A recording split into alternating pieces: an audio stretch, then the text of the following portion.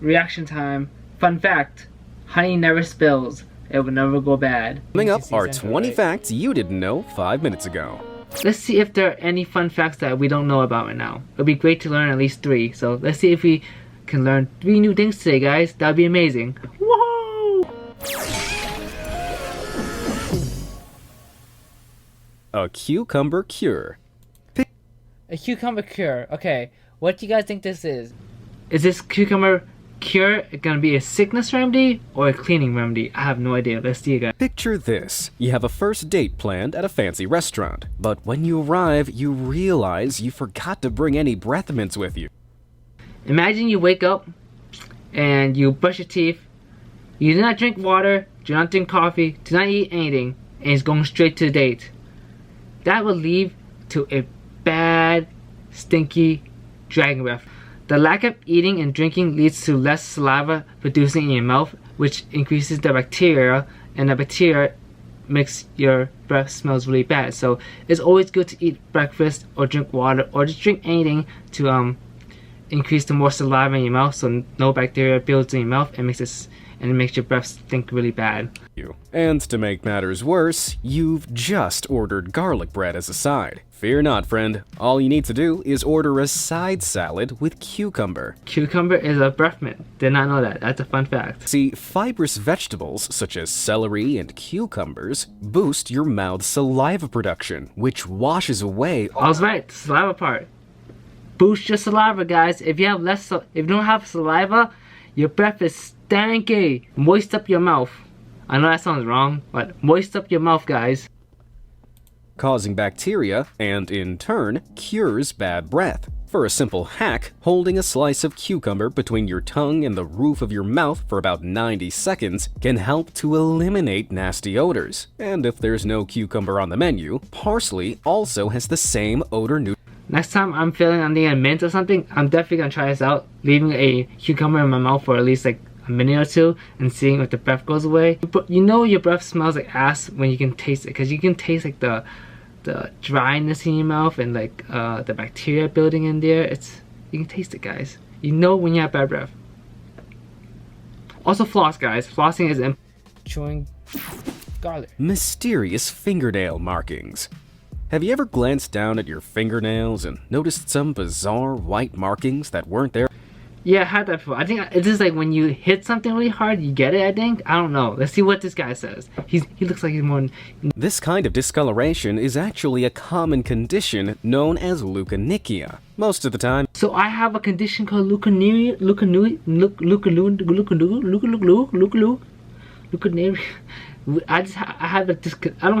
don't think I have that.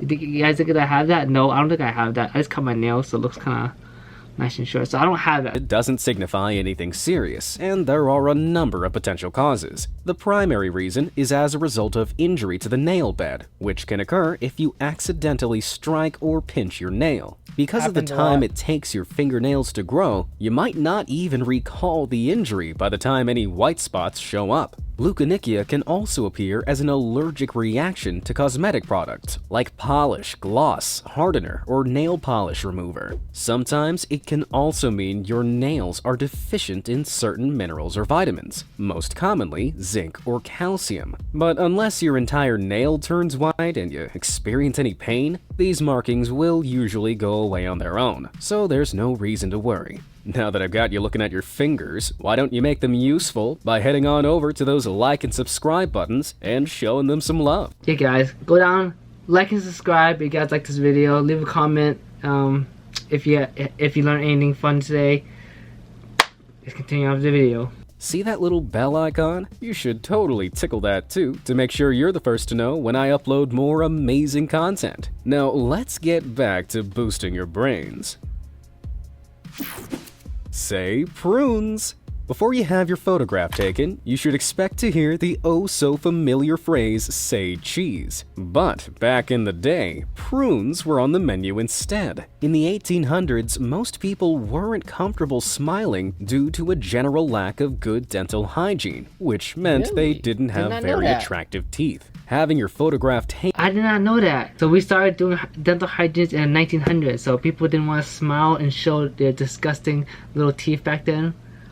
My teeth aren't perfect too, but you know, I'm glad to be smiling, showing off my teeth. Bacon was also considered a luxury and was treated with a good deal of seriousness, meaning a big, cheesy grin was seen as childish. So, photographers in British Cheesy grin was childish? What? How our generations have changed. studios in the 1840s told people to say prunes to keep their mouths taut instead. And that predates today's fish-faced pout by about 180. Give me a sour face. 3, 2, 1, prunes. That's what I would do. If I ever hear someone say 3, 2, 1, prunes, I'll just do this.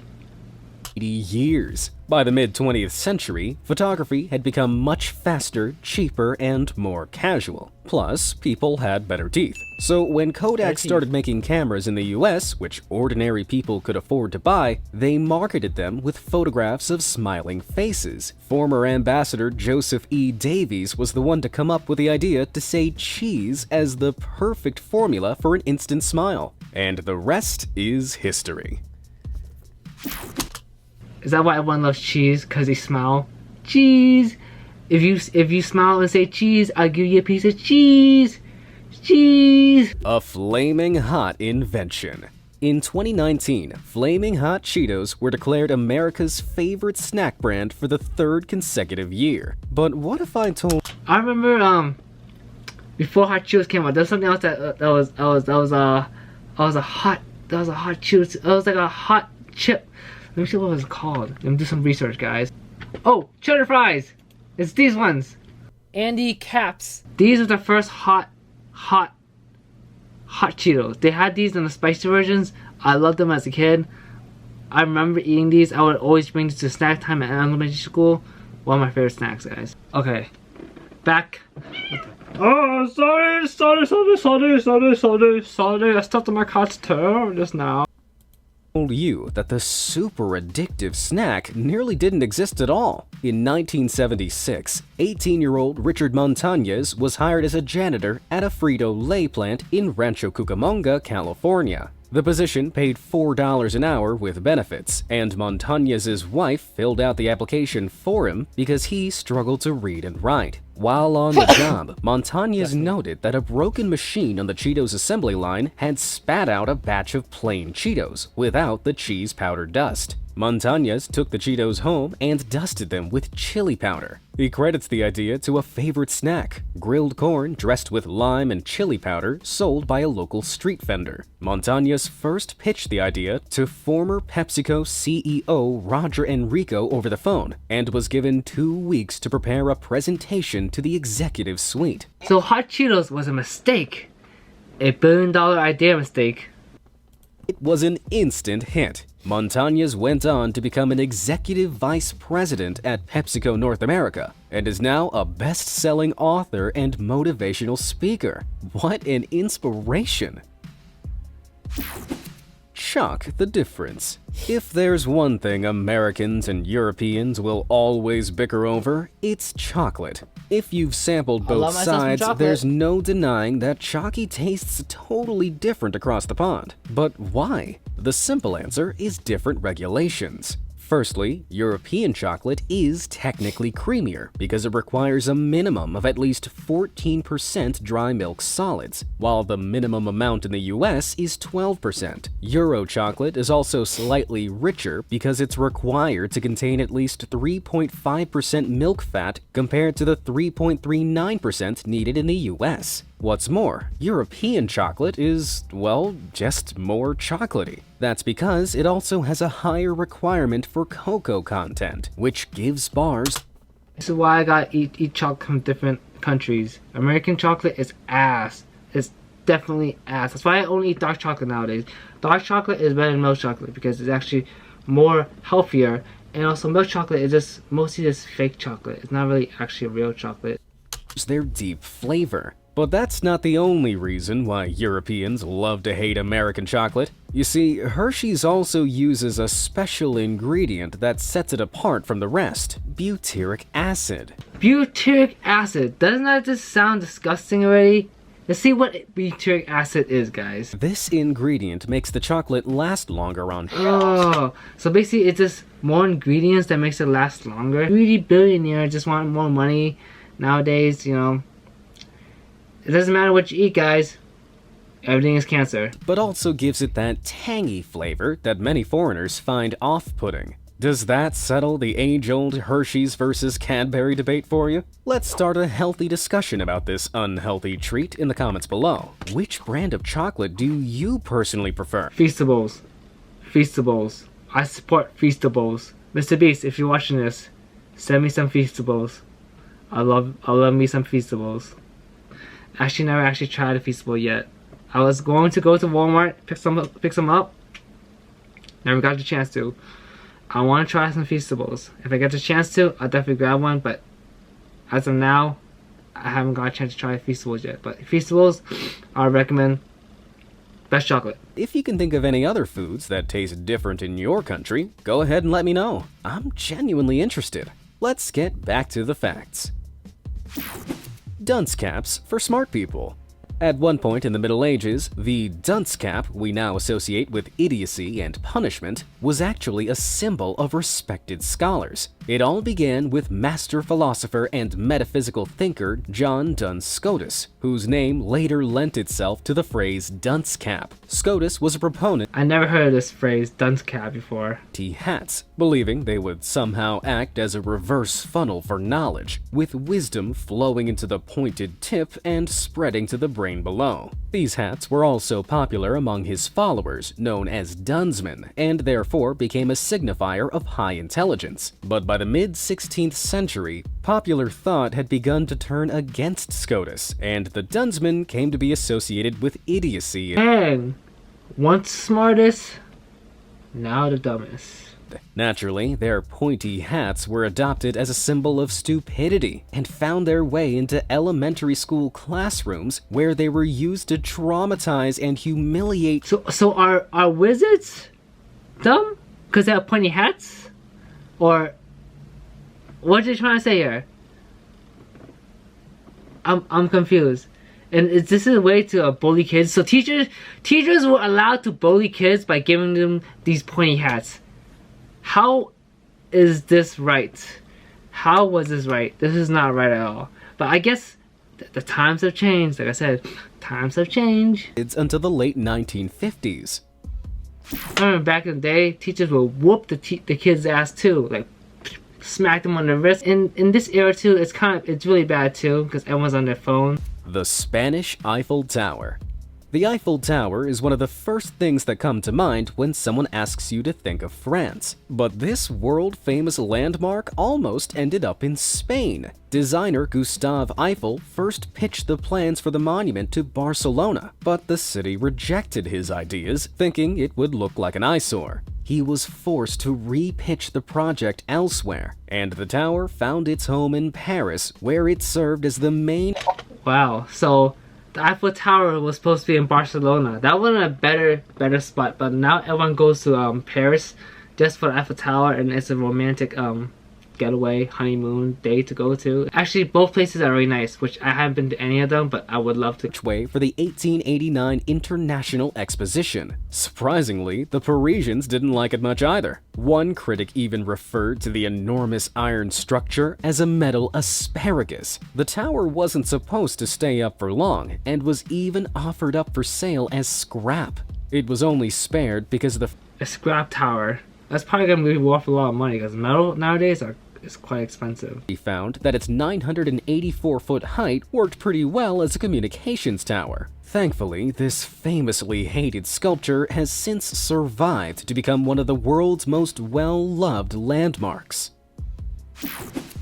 Who needs kneecaps? Ironic. Did you know that a baby's body has about 300 bones at birth compared to the 206 bones that adults have? Over time, the process of smaller pieces fusing together reduces the number of bones in the body. One seemingly crucial thing babies aren't born with is kneecaps. Instead, babies are born with a piece of cartilage that will eventually become a bony kneecap or patella. Cartilage, which can be in the nose, ears, and joints, is flexible and gives structure where it's needed in the body. Most children's kneecaps began to ossify, that is, turn from cartilage into bone, between the ages of 2 and 6. Often, several pieces of cartilage will begin to harden into bone at the same time until the kneecap is one complete bone by the age of about 10 or 12. Being born with kneecaps could actually make the birthing process more difficult, or could even result in birth injuries because bone is rigid and less flexible than cartilage. Isn't the human body smart? Space booze. Drifting 10,000 light years from Earth in a constellation far, far away is a massive cloud of alcohol. The cloud, which was discovered in 1995 near the constellation Aquila, is 1,000 times larger than the diameter of our solar system. What's more, it contains enough ethyl alcohol to fill 400 trillion pints of beer. Anyone got a rocket I can borrow? Sadly, the cloud is 58 quadrillion miles away, so an interstellar pub crawl is probably off the cards. What's more, it contains a cocktail of 32 compounds, and some, like carbon monoxide, hydrogen cyanide, and ammonia, aren't so desirable. Another alcohol cloud, called Sagittarius B2, also holds 10 billion liters of mostly methanol alcohol, which is used in antifreeze and windshield wiper fluid. But how did this cosmic hooch get up there? Well, if the conditions are just right, simple alcohol compounds can form completely naturally in space, often on the surface of bits of floating space dust. As this dust moves within the high-energy vicinity of celestial bodies, like stars, the alcohol is forced to separate from the dust, forming massive alcohol clouds, which then float off, presumably to get some aliens very drunk. I wonder if space booze goes well with... Is that why Elon Musk is trying to go to space? He wants to get space drunk? moon cheese. Elon Musk is trying to fly out to space to get all the alcohol out in space and resell it as space alcohol, a new product. That's what his goal is right now. That's what SpaceX is for. Hope you guys liked the video, guys. Please like and subscribe. See you guys next time. Peace and love. In the cut, in my hut, look at me, 100 Lee. Yeah, I'm back. I got heads. Yeah, y'all go squad, y'all go till I'm dead. Hey, bro, got headshots for your head. Me and you safe from the east, not the west. It's double G on my shoes every time I step. I'm not you, cause you lose and all I do is win. Yeah, I'm hezzy, baby, and I'm wavy like the flame. Like Phineas and Ferb, every summer I'll be lit. Thank you all. I won't fall. Like and subscribe. I'll see you all. We out.